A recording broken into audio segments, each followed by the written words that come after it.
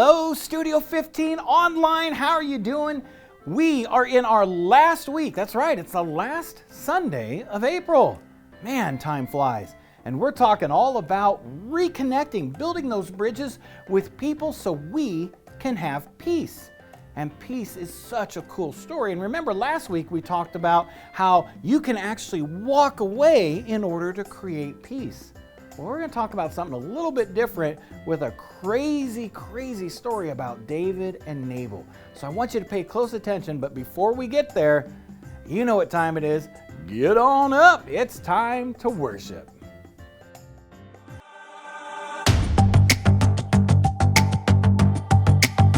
You're my courage, I don't have to be afraid.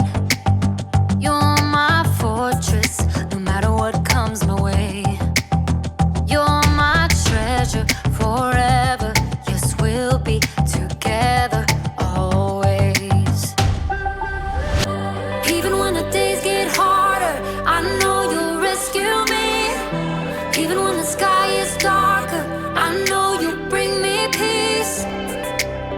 You are my strength, you are my savior.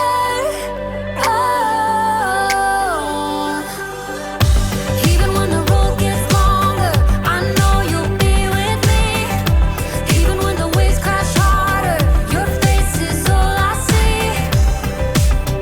You are my strength, you are my savior. You are with me every single day. Through the darkness, oh, you lead the way. You're my treasure forever, yes, we'll be together always. Even when the days get harder, I know you'll rescue me. Even when the sky is darker, I know you'll bring me peace. You are my strength, you are my savior.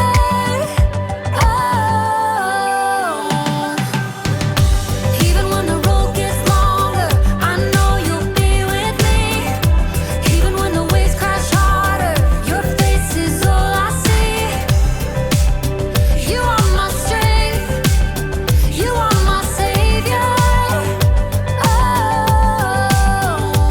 Every time I fall, you pick me up. You fight for me, you overcome. You bring me peace, you give me love. For you I sing, to you I run. I praise your name for all you've done. You are my strength, you are my savior.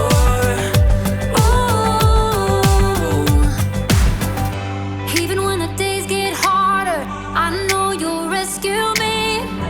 Even when the sky is darker, I know you'll bring me peace. You are my strength, you are my savior.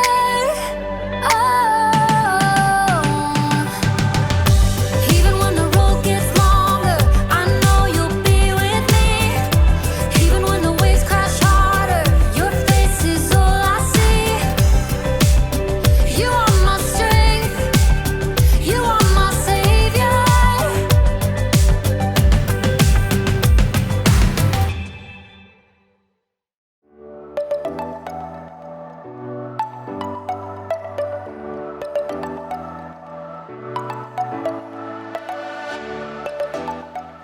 What's up, everybody? It's me, Jacob, and today you're gonna help me solve a mystery. The case of the mysterious envelope. Dun dun dun! What do you think it is? Is it a thank you gift? A prank?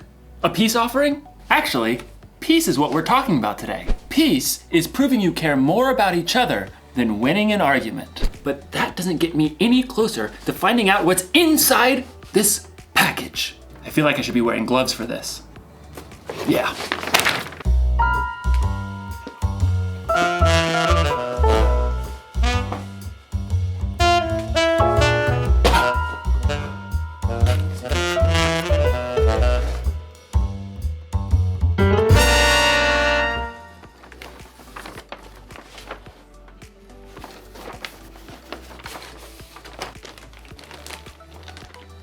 Monkey bridge? What's a monkey bridge? A few twigs and some string, but no instructions. Another mystery. Dun dun dun! I mean, clearly this is a bridge building kit. Well, maybe the sticks are the decking? But how do I... Maybe I'm supposed to weave it together. This doesn't make any sense. I gotta get creative. I gotta think outside the box to find a solution. Actually, that's exactly what someone in today's story did. Now, how do you build a monkey bridge?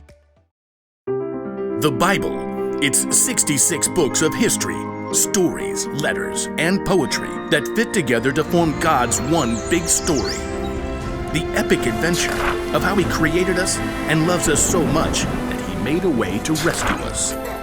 As we travel through the Bible, from Genesis to Revelation, we discover people who met God and found their lives changed forever. Now, for an amazing story, inspired by the book of 1 Samuel, chapter 25. God had promised David would be king, but for now, King Saul ruled Israel. David lived his life on the run, followed by a group of misfits who had become friends and servants. One day, they arrived in the desert of Paran, near the land of a wealthy man named Nabal, who owned 3,000 sheep. We'll set up camp here, man. At first, Nabal's servants didn't know what to think. Too many strangers around these parts. We've had food and sheep go missing. But David's men were honorable.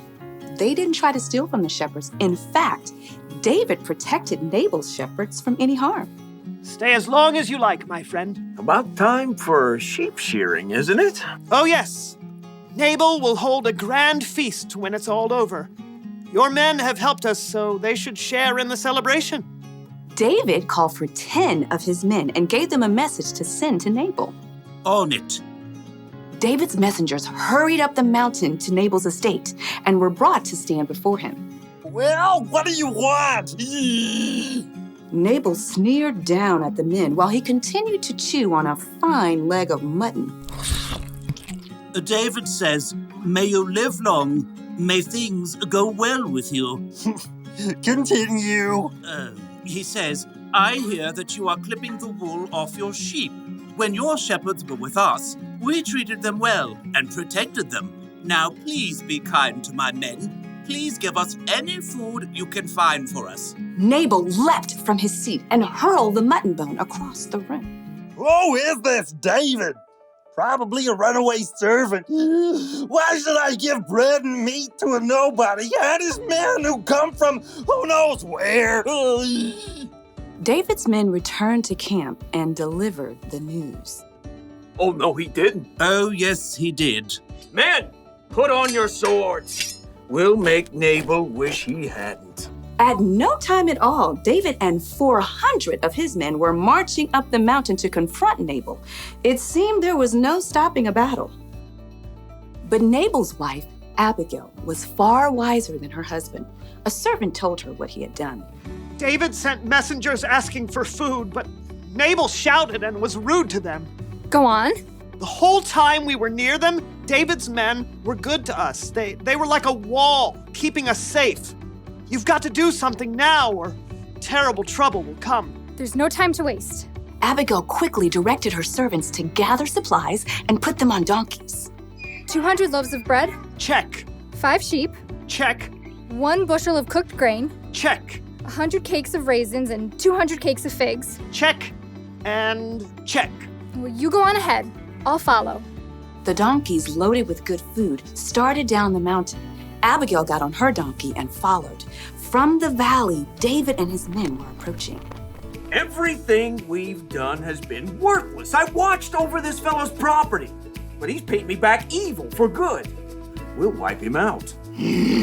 As David's anger grew, though, he spotted something along the path. A pack of donkeys. What's this? It looks like they're carrying something. Food for a feast, I'd say. Behind the pack of donkeys, Abigail prepared for what lay ahead. I must stop this. The moment Abigail saw David, she slid off her donkey and fell face down on the ground before his feet. Please, let me speak. Let me take the blame for Nabal's actions. Abigail raised her eyes just enough to notice David's surprised face. He nodded. Don't pay attention to Nabal. He's always doing foolish things. I'm sorry I didn't get to see your messengers, but I've brought a gift for you. Right now, the Lord has kept you from killing Nabal and his men. Let the Lord deal with your enemies. Abigail rose to her feet. David and his men listened, surprised by the strength of her message. You fight the Lord's battles, so he will give your family line a kingdom that will last. He'll make you ruler of Israel. And when he does, you won't have a heavy load on your mind about killing people with no reason. The Lord will give you success. When that happens, please remember me. Abigail took a deep breath and waited. David smiled. Give praise to the Lord. He sent you to find me. May he bless you for this. You have kept me from using my own hands to get even. David's men unloaded the food that Abigail had brought. Go home in peace. I'll do what you have asked. Abigail made her way back up the hillside to her home. She had chosen to humble herself and do the hard yet creative work of making peace. In the end, Nabal paid the high price for his foolish anger, but God blessed Abigail. The fight between Nabal and David wasn't Abigail's problem, but she didn't use that as an excuse. She got involved. She acted fast, and she found a creative solution. You see, just because something isn't your problem doesn't mean you can't get involved. God has given each one of us unique talents and unique ways of seeing things. So, if you see people in a fight and you're the only one who can see a way to make peace, you should help them solve that mystery. Jesus showed us how important making peace was to him when he gave his life on the cross. We can make peace with others by being part of the solution. You can help calm an argument between two people by making them laugh. You can suggest solutions to problems that others might not see. Or if a fight looks like it might get dangerous, you can find a grown-up to help keep the peace. The one thing to remember today is this: you can show you care about others by being part of the solution. So this week, be on the lookout for creative ways to build bridges between people in your small part of the world. I'm gonna have to get pretty creative myself. Here's what the bridge is supposed to look like. Mystery solved! You know, if that bridge was full-sized, I could cross an entire canyon on that one thin little rope. But first I'd need to solve my fear of heights problem. Dun dun dun! I'll see you next time! Thanks, Jacob. I told you, that's a pretty cool story. Isn't it awesome how sometimes we can be the person that creates peace for two other people? Who do you know that maybe's not getting along and that maybe you can be the person that creates peace?